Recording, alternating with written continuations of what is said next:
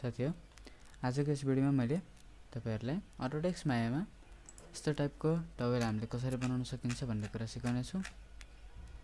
सुरुमा मैले अटोडेस्क मायामा गएर फ्रन्ट भ्यूमा जान्छु। यहाँबाट इमेज लेयरमा क्लिक गरेर मैले त्यो इमेजलाई इम्पोर्ट गर्छु। स्केलिङ टुलको हेल्पले स्केल गरे पर्सपेक्टिभमा गएर यसलाई मुभ गरेर माथि अलिकति अनि साइडमा। अब यसलाई यता लेयर क्रिएट गरेर आर मा छोडिदिन्छु रेफरेन्समा। अब यो लक भइसकेको छ, सेलेक्ट गर्न मिल्दैन। अब यहाँबाट मैले shift right click cube create गर्छु। यसरी एउटा अलिकति थिकनेस। अब shift right click insert edge loop option box. यहाँबाट मल्टिपल एज लुपमा गएर 2 लेख्नु होला। त्यसपछि सेन्टरमा क्लिक गरिदिनुस्। स्केलिङ टुलले यसरी यहाँ स्केल गर्नुस्। फेस मोडमा गएर अगाडिको दुईटा फेसलाई सिलेक्ट गर्छु।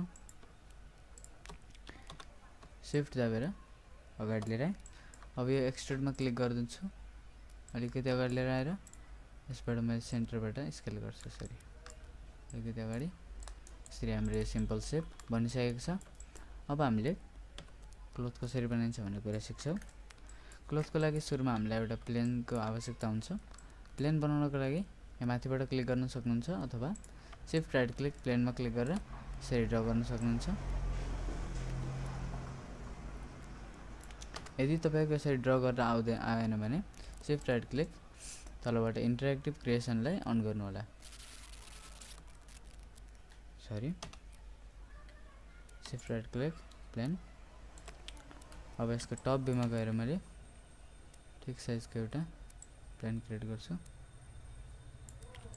पर्सपेक्टिभ यसरी माथि लिएर आउँछु। यसलाई सिलेक्ट गरेर यसको सब डिभिजन मैले हाइट र वेट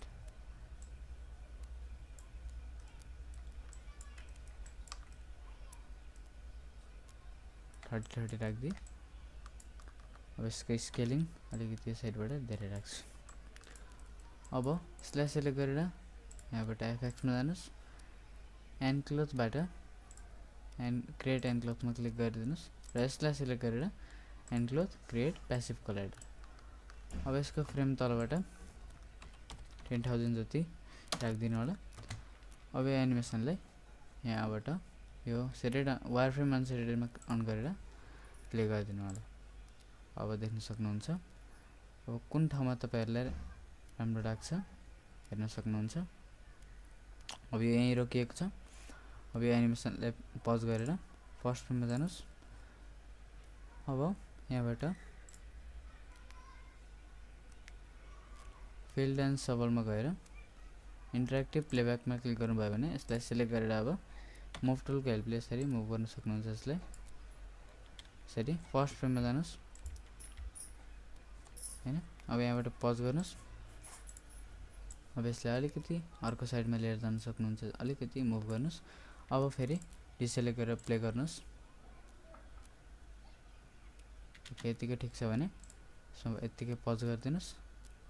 यति ठिक लाग्छ भने त्यसपछि अथवा अझै प्ले गर्न चाहनुहुन्छ भने प्ले गर्नुस्। सुरु फ्रेममा जानुस्। अलिकति यसलाई मुभ गर्छु मैले।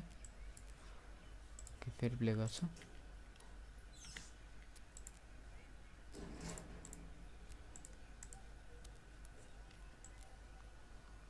ओके सुरु फ्रेम प्ले।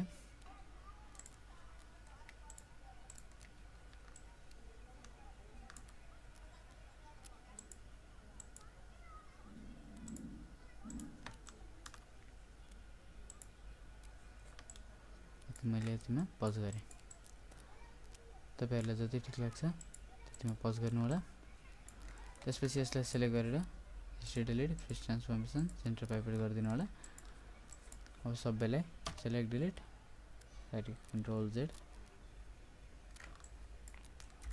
अब यसलाई यहाँबाट यो प्लेनलाई सिलेक्ट गरेर अनि यो क्यूबलाई सिलेक्ट गरेर अलिकति यता मुभ गरिदिनुस्। अब यति दुईटालाई सिलेक्ट गरेर delete. Okay control Z Z यसलाई अझै पर यतिलाई सिलेक्ट डिलिट। ओके त्यसपछि फेस मोडमा गएर यसलाई डबल क्लिक डिलिट। यसको त्यहाँ अब्जेक्ट रहेको छ एउटा फेस रहेको छ यसलाई तपाईहरुले अब्जेक्ट मोडमा गएर युज मोड यसलाई सिलेक्ट यहाँबाट मोडलिङमा गएर एडिट मेश र यहाँबाट डिटेच गरिदिनु होला अब्जेक्ट मोड अब यसलाई सिलेक्ट गरेर मेशमा गएर सेपरेट गर्नुस्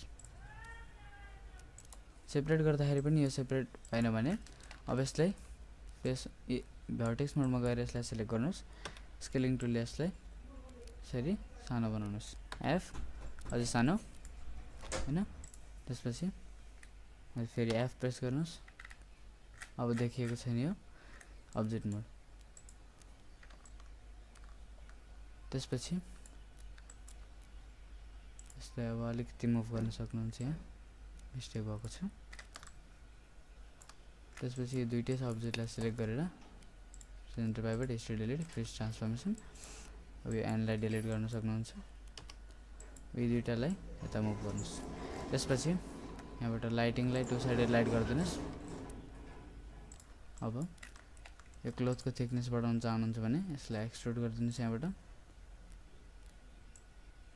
अलिकति थिक अब्जेक्ट मोड यसलाई 3 प्रेस गरिदिनुस् 3 प्रेस गर्दा यस्तो अब्जेक्ट बनेको छ यसलाई 1 प्रेस गर्नुस् मेशमा गएर स्मुथ अब्जेक्ट मोड त्यसपछि यसलाई अब अफ गर्दा हुन्छ देख्न सक्नुहुन्छ यसरी क्लोज बनिसकेको छ अब यसलाई select assign favourite material fungi र यहाँबाट राइट क्लिक गरेर फंगी 1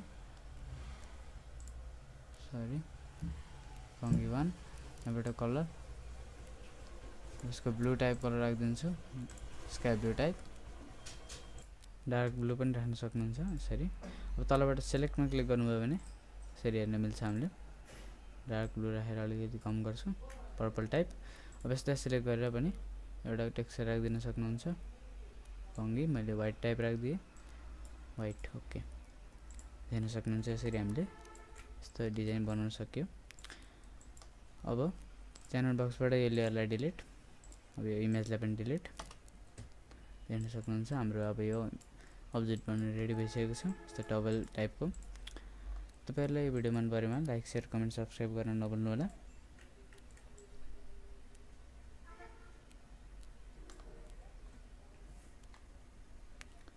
अब चाहिँ यसलाई यहाँबाट फर्स्ट फ्रेममा जाँदा हुन्छ